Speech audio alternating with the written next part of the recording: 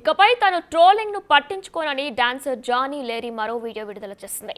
తను రెండో పెళ్లి చేసుకుంటానని, పెళ్లితోనే తను అందరికీ సమాధానం చెప్తానని స్పష్టం చేసింది. పెళ్లి తర్వాత తన కొడుకుతో ఎంతో సంతోషంగా ఉంటానో చెప్పింది.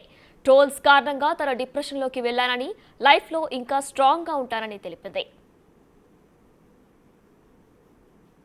నేనేదైతే నిన్న వీడియో చేసినో దానివల్ల చాలామంది బాధపడ్డారు, చాలామంది రియాక్ట్ అయ్యారు, చాలామంది సపోర్ట్ చేశారు. సపోర్ట్ చేసిన ప్రతి ఒక్కరికి థ్యాంక్ యూ సో మచ్.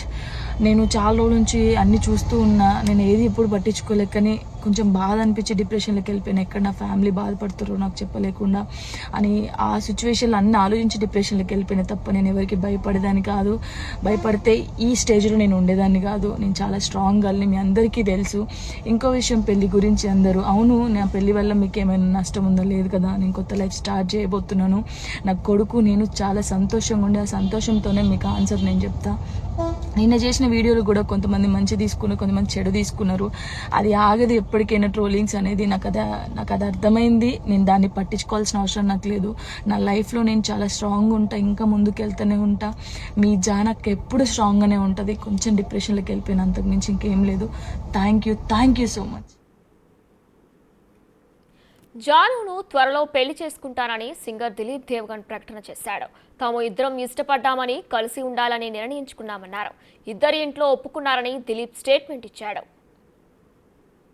నమస్కారం, నేను మీ సింగర్ దిలీప్ దేవగన్.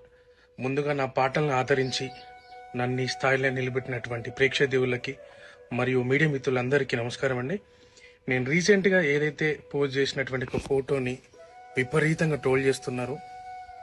అవునండి, నిజమే. నేను జాను త్వరలోనే పెళ్లి చేసుకోబోతున్నాము. మేము ఇష్టపడ్డాం, కలిసి బతకాలనుకుంటున్నాము. మేము ఎట్లాంటి తప్పు చేయలేదండి. మేము కలిసి బతకాలనుకుంటున్నాం అంతే.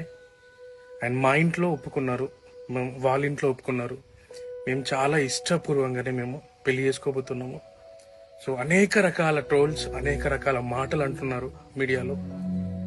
అండ్ మేము ఎలాంటి తప్పు చేయలేదు. అండ్ ఇలాంటి విమర్శలు మీరు ఎన్ని చేసినా తట్టుకొని నిలబడడానికి మేము సిద్ధంగా ఉన్నాము. అండ్ మాకెవరైతే సపోర్ట్ చేస్తున్నారో మనస్ఫూర్తిగా థ్యాంక్ యూ సో మచ్.